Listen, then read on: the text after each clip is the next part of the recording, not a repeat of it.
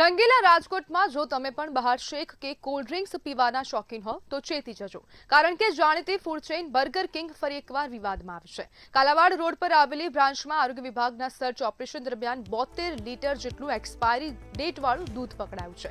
આરોગ્ય વિભાગે લોકોના આરોગ્યની સાથે છેડા કરવા બદલ બર્ગર કિંગ સામે કડક કાર્યવાહી કરી અને ₹10,000નું વહીવટી દંડ ફટકાર્યો। પરંતુ સૌથી મોટો સવાલ એ છે કે કરોડોનો વેપાર કરતી મોટી બ્રાન્ડને માત્ર 10,000નો દંડ પૂરતો છે? શું આટલી મોટી બેદરકારી બાદ વધુ કડક કાર્યવાહી જરૂરી નથી? તપાસ દરમિયાન શહેરના 21 જેટલા વેપારીઓની ચકાસણી કરવામાં આવી હતી અને 17 સ્થળેથી નમૂનાઓ પણ લેવામાં આવ્યા। એટલે કે આ માત્ર એક આઉટલેટનો મુદ્દો નથી, આખી સિસ્ટમમાં ગંદકી છુપાયેલી હોઈ શકે છે। જનતાના આરોગ્યની સાથે રમનારાઓને હવે સીધો સવાલ છે કે શું નફો જ બધું છે? ગ્રાહકના જીવનની કોઈ કિંમત નથી? રાજકોટની આ ઘટના માત્ર એક શહેરની નથી, પણ દરેક ગ્રાહક માટે અલાર્મ છે। હવે સમય છે આંખો ખોલવાનું, નહીં તો તમારા પ્લેટમાં આવતો ખોરાક સ્વાદ નહીં પણ ખતરો બની શકે છે। અને સમગ્ર ગુજરાતની હાલત કંઈક ને કંઈક આવી છે, કારણ કે અમદાવાદ હોય, સુરત હોય કે રાજ્યનો ગમે તે ખૂણો હોય, ત્યાંથી હવે ભેળસેળવાળી જેટલી પણ જે ખાદ્ય પદાર્થો છે તે અનેક વખતો પકડાઈ ચૂક્યા છે, અનેક વખત આરોગ્ય વિભાગે કાર્યવાહી કરી છે, છતાં પણ હવે આવો કાળો કારોબાર ધમધમતો રહે છે। અને આજ મુદ્દે આપણી સાથે ચર્ચા કરવા માટે ગ્રાહક પંચાયતના સભ્ય અભય શાહ જોડાઈ ગયા છે। અભયભાઈ, મોટી બ્રાન્ડની મોટી બેદરકારી, શું કહેશો? આપણે રાજકોટમાં અમારું રાજકોટ સિટી જે છે એ ભેળસેળિયા બે તત્વોથી બેફામથી ભરેલો છે। કુદરતી ફેટ દૂર કરી અને કૃત્રિમ ફેટ વધારવામાં આવી રહ્યું છે।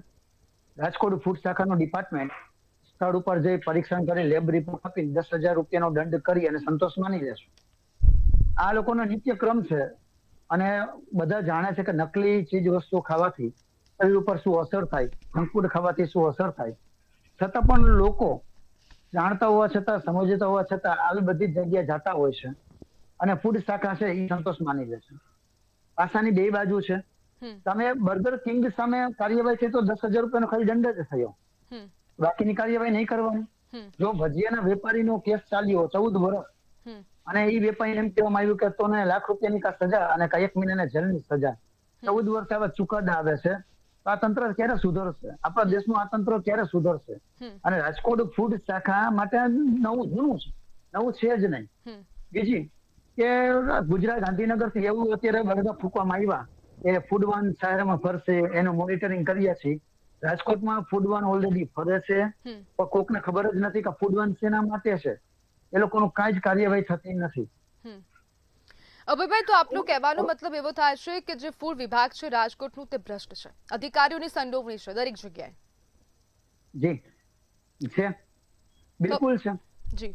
ફૂડ લાયસન્સ લેવા માટે અધિકારીને ₹500 આપવા પડે છે। એ લોકો જે એવું કહે છે કે જાઓ સાયબર કેફેમાં જઈને ₹250 આપી દેજો, તમારું લાયસન્સ આવી જશે।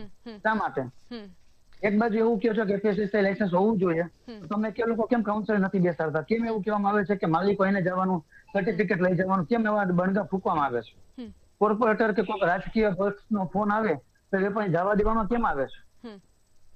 રાજકોટમાં બેકરી, ઓલી ભારત બેકરી અત્યાર સુધીમાં 4 થી 5 વખત ચર્ચામાં આવી, શું કાર્યવાહી થઈ? બેકરી તો ચાલુ કેસ કરે છે, રિપોર્ટ લેબે સેમ્પલ લઈ લીધું, પછી એનો રિપોર્ટ આવતા 15-20 દિવસ, 2 મહિના 3 મહિના જતા રહે છે, ત્યાં સુધી વેપારી ધંધો કરી શકે આરામથી। તો દુકાન સીલ ન થઈ શકે, એવું ન થઈ શકે, જ્યાં સુધી સેમ્પલ ન આવે ત્યાં સુધી વેપારીએ ધંધો કરવાનો નહીં। એને ભલે ધંધો ચાલુ રિપોર્ટ આવે ત્યાં સુધી। તો કેટલા બધા લોકો હોય ખાઈ લે, આરોગી લે, પછી રિપોર્ટ આવે, આ તો બકવાસ હતું। અને બર્ગર કિંગ આવડી મોટું એક બ્રાન્ડ છે, જેને ઇન્ફ્લુએન્સરને બોલાવ્યા, જાહેરાત કરી, બધું એડવર્ટાઇઝમેન્ટ કર્યું, એ લોકોને એવું જરા બી ન લાગ્યું કે મારું પરિવાર પણ આ ડુપ્લિકેટ બોગસ ખાતું હશે? આમ જનતાને આટલું બધું બોગસ દૂધ પધરાવી દીધું, કંઈક ને કંઈક આ નકલી વસ્તુઓ પધરાવી, તે લોકોના મનમાં જરા બી એવું ન થયું કે હું આ અમે લોકો શું કરીશું? પોતાના ધંધા માટે, પોતાના સ્વાર્થ માટે, લોકોના આરોગ્ય સાથે ચેડા શા માટે? આ હોટલને ખરેખર સેલ થવું જોઈએ, જેથી કરીને એક દાખલો બેસે અને રાજકોટની પ્રજા પણ જાગૃત થાય। અને ફૂડ શાખાના જો કોઈ અધિકારી અત્યારે મંતવ્ય નિષ્ઠાને જોતા હોય તો વિનંતી છે કે ફૂડ શાખાને વાન ફેરવીને એક સંતોષ ન માનો, અલગ સોસાયટીમાં એમાં ભેળસેળના કાર્યક્રમ ચાલુ કરો, લોકોને જાગૃતિ બતાવો, લોકોમાં જાગૃતિ લાવો અને કડક કાર્યવાહી કરો। તમારે જે કઈ પૈસા નાણાકીય વહીવટ કરો એટલો કર્યા રાખો, પણ લોકોના આરોગ્યની ચિંતા તમે લોકો કરો। અભયભાઈ, હવે સ્થાનિક લેવલ પર દરેકને ખબર છે કે આવી રીતના ભેળસેળ થઈ રહી છે, અનેક જગ્યાએ ભેળસેળ માફિયાઓની સામે નામની કાર્યવાહી થઈ રહી છે, તો મોટા અધિકારીઓને આ વસ્તુની જાણ તો હશે જ, તો પછી કેમ હવે જે અધિકારીઓ નીચે ભ્રષ્ટ થઈ ગયા છે, જે લોકો હવે લેવડ દેવડ કરીને મામલો શાંત કરી દેતા હોય છે, તેમની સામે કાર્યવાહી નથી કરતા? એ બિલકુલ સાચી વાત છે. આ જ વસ્તુ બને છે. લોકોને જ જોયા છે, કોઈ બી જગ્યાએ કંઈક થયું એટલે સાહેબ વાપરવાના લઈ લો, ચા પાણીના લઈ લો, કાર્યવાહી ન કરો. સાતમમાં જન્માષ્ટમીનો મેળો રાજકોટમાં થાય છે. સમગ્ર સૌરાષ્ટ્રમાંથી 8 થી 10 લાખ પબ્લિક લગભગ આવતું હશે મિનિમમ. એમાં એ લોકો ફૂડ શાખા વાળા જાય છે, નકલી સોસ પકડે, નકલી આ પકડે, તેને કંઈક ને કંઈક પકડે છે. મતલબ શું આનો? પકડ્યા પછી શું કાર્યવાહી? શું? કાંઈ જ નહીં. 10,000 દંડ લઈ લીધો, છાપામાં ફોટા આવી ગયા, એ લોકો ચેકિંગ કરે, વિડીયો આવી ગયા, એનો એક અધિકારી ઇન્ટરવ્યુ આપી દીધું, પછી પૂરું, ચેપ્ટર ક્લોઝ. બર્ગર કિંગે મફતમાં જાહેરાત મેળવી. બર્ગર કિંગે હતી મફતમાં જાહેરાત મેળવી લીધી પ્રેમથી. એને ક્યાંય પ્રકારની ન્યૂઝ મીડિયામાં હવે જાહેરાત નહીં કરવી પડે. લોકોને ખબર પડી કે બર્ગર કિંગમાં આવું છે, લોકો હોશે જશે. પણ જો લોકો જવાનું બંધ કરે ને તો જ આ વસ્તુ સુધરે, બાકી તંત્ર ત્યાં નહીં સુધરે. એ લોકોને પૈસો મારો પરમેશ્વર અને અથવા તો રાજકીય પક્ષની ભલામણ, બે જ વસ્તુ સુજે છે. તો ભાઈ હવે લોકો પણ અમુક હદે જાગૃત થઈ ગયા છે, છતાં પણ જાણી જોઈને કેમ આંખ આડા કાન કરી રહ્યા છે? હવે નાગરિકોને પણ 100% સાવચેત થવાની જરૂર છે.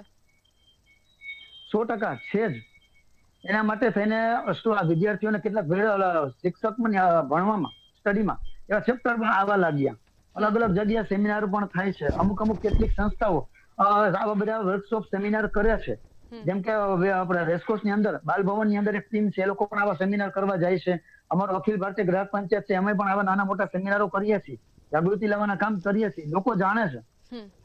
એક જ વસ્તુ કહેવા માંગીશ, જે પબ્લિક અત્યારે સાંભળી રહ્યું છે, આપણે ચાની હોટલ ઉપર જાય છીએ, ત્યાં જે પાણી પીએ છીએ, એ પાણી એમાં લખ્યું હોય છે કે આ ટેન્કરમાં આ પાણી પીવા લાયક નથી, છતાં બી ત્યાં કેરબા મૂકેલો છે, એ પાણી આપણે લોકો પીએ છીએ. આપણે ખુદ જાણીએ છીએ કે બકવાસ, છતાં બી ખાઈ લઈએ છીએ. એવું વિચારીએ છીએ કે મૂક ને 5 પછીમાં કોણ માથાકૂટ કરે, 10 રૂપિયા માટે કોણ બોલે? આપણી આ જતું કરવાની ભાવના લોકોને આ ગેરમાર્ગે આ લોકોને પ્રોત્સાહન આપે છે, અને ભેળસેળિયા આ જે વેપારી છે એ લોકો એનો ફાયદો ઉપાડે છે. જો લોકો અવાજ ઉઠાવતા થઈ ગયા તો તંત્રને દોડવું પડશે, અને ભેળસેળિયા જે તત્વો છે એને પણ રાજકોટ મૂકવું પડશે. જી બિલકુલ. અભયભાઈ, જોડાવા બદલ આપનો આભાર.